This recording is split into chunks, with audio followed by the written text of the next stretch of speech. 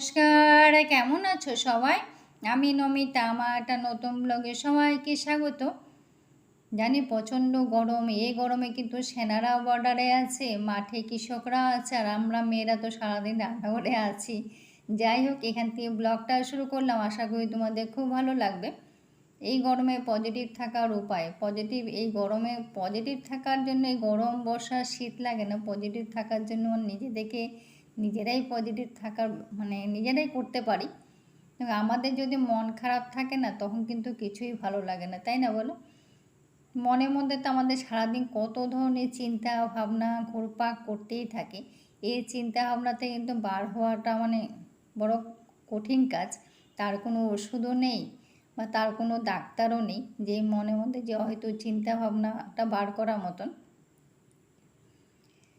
আমাদের মনটা হলো কিন্তু আমাদের ঘরের মতন। আমাদের মনে আমাদের মনে যেমন আমাদের মনের মালিক কিন্তু আমরাই নিজেরাই। আমাদের ঘরে দেখো চারিদিকে কিন্তু এই ঘর মোছা হচ্ছে, ঘর পরিষ্কার হচ্ছে, পুরোটা কি নিট অ্যান্ড ক্লিন হয়? হয় না কিন্তু। কোথাও না কোথাও একটু না একটু ধুলোবালি থাকেই। সেটা নিয়েই কিন্তু আমরা সারাদিন চলি, সারা মাস সারা বছর চলি, পরিষ্কারও করি। যেমন যে জায়গাটা বেশি দিন পরিষ্কার হয় না, সেই জায়গাটা কিন্তু ধুলোবালি, মাকড়সার জাল সব কিন্তু হয়ে যায়। যদি দেরি হয় তাহলে তার আরও বেড়ে যায়। তখন আমরা চেষ্টা করি তাড়াতাড়ি পরিষ্কার করার জন্য, পরিষ্কারও করি যাতে আর নোংরাটা তাড়াতাড়ি পরিষ্কার হয়ে যায়, যাতে নোংরা আর বেশি না হয়। তাও কিন্তু কোথাও না কোথাও নোংরা একটু না একটু ধুলোবালি থেকেই যায়, সেটা নিয়েই কিন্তু আমাদের চলতে হয়। পরিষ্কার করিও, তাও কিন্তু ধুলোবালি থাকে। তেমনও কিন্তু আমাদের মনের মধ্যে কিন্তু হয়তো চিন্তা ভাবনা ঘোরপাক করে, তা সেটাকে থেকে বার করার জন্য মনটাকে কিন্তু আমাদের উদার করতে হয়, মনকে ভালোবাসতে হয়, একে অপরকে কিন্তু ভালোবাসা দিতে হয়। এই ধুলোবালি যেমন থাকে, তেমন মনের মধ্যে কিন্তু হয়তো চিন্তাভাবনা থাকে, সেটা নিয়েও আমাদের চলতে হয়। একে অপরকে যদি আমরা সবসময় ভালোবাসাটা ছড়িয়ে দিতে পারি, সবাই বিপদে আমরা পাশে দাঁড়াতে পারি, তাহলে কিন্তু অনেকটা মনের শান্তি পাওয়া যায়। দেখবে পরিবারের যেমনি ঘর পরিষ্কার করে আমরা কোথাও শান্তি পাই, কোথাও না কোথাও, তেমনি কিন্তু আমরা মনটাকে উদার করেও কিন্তু অনেকটা আমরা নিজেকেও নিজে আনন্দ পাই, শান্তি পাই। এটা কিন্তু হয়। নিজের পরিবারকে ভালোবাসলাম না, আবার সমাজ সেবা করলাম, সেটাও কিন্তু ঠিক না। আমার এটা ব্যক্তিগত কথা। পরিবারকে ভালোবাসতে হয়, সময় থাকতে করতে হয়। সময়টা হলো খুব চঞ্চল, কখন যে কোন দিক দিয়ে বেরিয়ে যায় সে কিন্তু কারোই টেরও থাকে না। তার জন্য সময় থাকতে কিন্তু সময়ে মানুষকে কিন্তু ভালোবাসা দিতে হয়। কাউকে আঘাত দিয়ে নিজে ভালো থাকা যায় না, এটা কিন্তু সত্যি কথা। এটা কিন্তু ভালোবাসা যদি ছড়ানো যায় না, নিজেকেও পজিটিভ রাখা যায়, অপরকেও পজিটিভ রাখা যায়। তো দোতলাটা সকাল সকাল মোছা পরিষ্কার হয়ে গেছে। এইভাবেই আমাদের চলতে হয়। এই শীত গ্রীষ্ম বর্ষা কিন্তু এইভাবেই আমরা নিজেকে পজিটিভ রাখতে পারি। নিজের মনটাকে যদি উদার করতে পারি, নিজেকেও পজিটিভ রাখতে পারি। উঠানটা দেখো অনেক কিন্তু, যেহেতু আম গাছ আছে, অনেক পাতা পড়ে, তার জন্য কিন্তু আমার এখন কিন্তু সকাল বিকাল দুবেলায় ঝাড় দিতে হয়, নাহলে নোংরা থাকে আর কি। কিন্তু সকাল সকাল দোতলাটা মুছে উঠানটাও ঝাড় দিয়ে দিলাম, তো উঠানটা পরিষ্কার হয়ে গেছে। আমের কষ পড়ে পড়ে পুরো উঠোনটায় কালো হয়ে গেছে। আবার শীত আস্তে আস্তে আবার ঠিক হয়ে যায় আর কি। যাই হোক, এইভাবেই চলে। তো উঠানটা ঝাড় দেওয়া, এই পাটটা ঝাড় দেওয়া হয়ে গেছে, ওই পাটটা এখন ঝাড় দেবো। আসলে বাড়িটা তো বড়, কিন্তু কাজটাও বড়। যদিও দেখাবার কিছু নেই, অনেকে বলেছো বাড়িটা ঘুরে দেখাতে, দেখাবার কিছু নেই। যদিও আমি দেখাই না বললে ভুল, আমি দেখাই। তো আজকে জায়গাগুলো একটু মুছে, যে বললাম না ধুলোবালি তো থাকি, আমরা চেষ্টা করি যতটা পারি, যতটা চেষ্টা করি মুছে পরিষ্কার রাখার, কিন্তু তাও কিন্তু ধুলোবালি থেকেই যায়। তো যেটা বলছিলাম, যে আমাকে কমেন্ট এসেছিলো যে পুরো বাড়িটা ঘুরে দেখাতে। আমি দেখাই না যে তা না, কিন্তু ঘুরে দেখাই না সেটা ঠিক। দেখুন বাড়িটা বড় ঠিক, সেটা ঠিক, কিন্তু দামি কিছু তো নেই, হয়তো আমার যেটা প্রয়োজন সেটাই আছে। এখন দেখো, ইচ্ছে তো সবার থাকে, দামি দামি জিনিস দিয়ে ঘর সাজাতে ইচ্ছা সবার থাকে, কিন্তু ইচ্ছে থাকলে তো সামর্থ্য থাকতে হয়, তাই না বলো? তো সবটা তো সবার বলে না। তো যেটা আমার নসিব মানে ভাগ্যে যেটা আছে সেটা মেনে নিতেই হবে। তো ভাগ্যের কোনো ভাগ্যের উপরে কিছু নেই, এটা আর কিছু বলতে পারছি না, গুছিয়ে আমি বলতে পারছি না। তো যাই হোক, তো এখন সব কাজ শেষ করে তারপর স্নান করে চলে এলাম।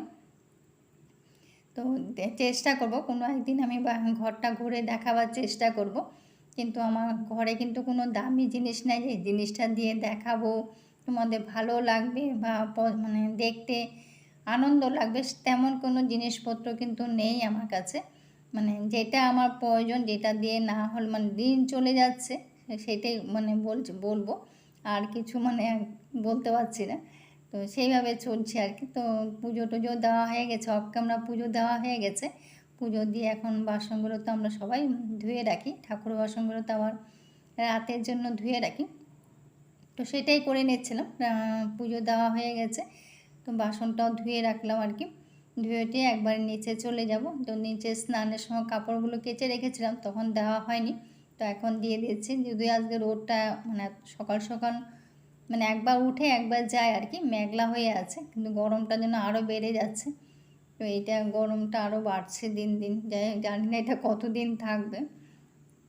তো শুনলাম তারও কয়েকদিন থাকবে এই গরমটা। যাই হোক, এই গরম দিনে গরম তো থাকবেই, শীতকালে শীত যেমন থাকে গরম দিনে গরমও থাকবে। তো কাপড় কটা যে কটা কেচেছিলাম সে কটা আবার ধুয়ে রোদেও দিয়ে দিলাম, দিয়ে টিয়ে এখন ঘরে চলে আসবো আর কি। তো চলে এসে এখন একেবারে সোজা সকালে টিফিনের জন্য একেবারে ছেড়ে, যেহেতু সকালে অফিস, একদিকে রান্নাটা বসিয়ে দেবো, একদিকে বর তো সকালবেলা, এটা আগেও বলেছিলাম, ও সকালবেলা মানে কখনো কোনো আমি ভুলে যাই, তখন হয়তো অন্য কোনো টিফিন খায়, আর যেদিন ভুলি না সেদিন আগের দিন দুপুরবেলা আর কি, দুপুরবেলা ওইখানে দেখো গাজর আর বরবটির সিম ভাজা বসিয়ে দিয়েছি। তো সেটা মানে ছেলের মানে দুপুরের জন্য আর কি। তো যেহেতু ওর সকালে অফিস, তো একেবারে দুপুরে রান্নাটা সকাল সকাল করে নিই আর কি, যেহেতু মানে ওকে যেন যা যা রান্না করি সবটা যেন দিয়ে ওকে খাইয়ে দিতে পারি, তাই সেটাই করার চেষ্টা করি আর কি। তো এটা আমরা সব মায়েরাই চেষ্টা করি। তো সেটাই বসিয়ে দিচ্ছিলাম। আর বরের কথা যেটা বলছিলাম, ও দুপুরে ভাতটা ভিজিয়ে রাখি। তো এখন ইদানিং মানে যেহেতু বেশি গরম পড়েছে, ওই জন্য রাতে ভাতটা একটু মানে ফ্রিজে রেখে দিই, তো সকালে আবার বার করি। যেহেতু দুপুরে ভাতটাকে মানে জলে দিয়ে রাখি, রাতে ভাতটা না মানে পান্তা খায় না, দুপুরে ভাতটাকে জলে দিয়ে রাখি। আর এখানে দেখো এই কড়াইতে যেটা বরকে দেবো আর কি, একটু সর্ষ আর কারি পাতা ফোড়ন দিয়ে ওই ভাতটা খায় আর কি। দুপুরে ভাতটা জল দিয়ে রাখি, পরের দিন সকালবেলা এই ভাতটা খায়। তো দুদিন ধরে রাতে ভাতটা ফ্রিজে রাখছি আর কি, যেহেতু বেশি গরম পড়েছে না, যদি পচে যায় ভাতটা, তার জন্য ফ্রিজে রাখি, সকালবেলা ভোরবেলা উঠি বার করে দিই আর কি। তো আমি মানে যখন দিই আর কি তখন ঠান্ডা কেটে যায় অনেকটা, তখন তো অনেকটা বেলা হয়ে যায়, ঠান্ডাটা কেটে যায়। তো একটু নুন দিয়ে দেবো। আর যদি আজকে যেহেতু শনিবারের ব্লগ এটা, শনিবার দিন তো আমরা নিরামিষ খাই, তো নিরামিষে পেঁয়াজ রসুন খাই না, তো ওই জন্য এমনি দিলাম আর কি। আর যদি অন্য অন্য বারে খাই তো তাহলে পেঁয়াজ একটু খাই আর কি। তো ওকে খাওয়াটা দিয়ে আমিও একটু চা নিলাম। তো সকালে চা না খেলে তো দিনটাই শুরু হয় না, তো লাল চাই খাই, কিন্তু চা একটু লাগে। আর এত মানে তো সারাদিন কিন্তু রান্নার কোনো অফ ক্যামেরায় করে নিয়েছি, এখন অনেকটা বেলা, বর স্নান করতে যাবে। তো তো অনেক আম পড়েছে এখানে, চালে অনেক আম পড়ে, সব আম একসাথে পড়ে না, যেহেতু পাতাগুলোর মধ্যে আমটা আটকে যায় আর কি, ওগুলো সে পরে পাড়তে হয় আর কি। তো অনেক আম খেয়ে ফেলে পাখি, গাছেও আম পাখি খেয়ে ফেলে, পাখি তো খাবেই, তো ওদেরও তো খেতে ইচ্ছা করে, ওরাও তো খাবে। যাই হোক, ওরাও খাচ্ছে আমিও খাচ্ছি, তো পাড়ায় কয়েকজন বাড়িতেও দেওয়া আছে ওরাও খাচ্ছে। তো আমগুলো যদিও ছোট কিন্তু খেতে ভালো হয়। এবার কিন্তু আমের সাইজটাও ছোট হয়েছে, আমের স্বাদটাও কিন্তু তেমন হয়নি, এখনও হয়নি। তো আমের মানে আম তো পড়ে যাচ্ছে, কিন্তু তেমন স্বাদ এবার পেলাম না। যাই হোক, আর গাছে কয়েকটা আম একেবারে পেকে আছে কিন্তু পড়ছে না, সেগুলো পেরে নিচ্ছে আর কি। দুটো আম মানে বেশি পেকেছিল, ওই জন্য পাড়া হচ্ছে, কেননা পাখি তো খেয়ে ফেলবে, ওই জন্য দেখো কত হলুদ হয়ে আছে, ওই জন্য পেরে নিল। তো পেরেতে একেবারে দেখো খাওয়ার টেবিলে চলে এলাম। দুপুরে রান্নাটা আর শেয়ার করতে পারিনি, কেন বলো তো, তখন আমার মা ফোন করেছিল, তো মার সঙ্গে কথা বলতে বলতেই রান্নাটা করেছি, আর তখন ভিডিও করার মানে ছিল না আর কি, তখন ভিডিও করিনি আর কি। মার সঙ্গে তখন বললাম না আমার মার কথা তো তোমরা অনেকেই জানো, তার জন্য অনেকটা সময় দিতে হয়। ওই জন্য মার সঙ্গে কথা বলতে বলতে আমার পনির ঝোলটাও শুকিয়ে গেছে, আর বর ঝোল ছাড়া খেতে চায় না। যাই হোক, আজকে খেতে খেতে ব্লগটাও শেষ করব। সবাই ভালো থেকো, সুস্থ থেকো। যদি কিছু একটা ভালো লেগে থাকে তো লাইক কমেন্ট শেয়ার করো। আর তেমন কিছু রান্না করি, যেহেতু নিরামিষ, পনির তরকারি করেছি, একটা নিরামিষ তরকারি করেছি। তো মধ্যবিত্ত ঘরে এই যথেষ্ট, এটাই আমাদের মানে এটাই শান্তির খাওয়া। আর আমি একটু টক দই খাই, বর খায় না। যদিও এটা কেনা দই, ঘরে পাতা না। তো ডালের সঙ্গে কিন্তু দই দিয়ে খেতে কিন্তু বেশ লাগে, আমার বেশ লাগে।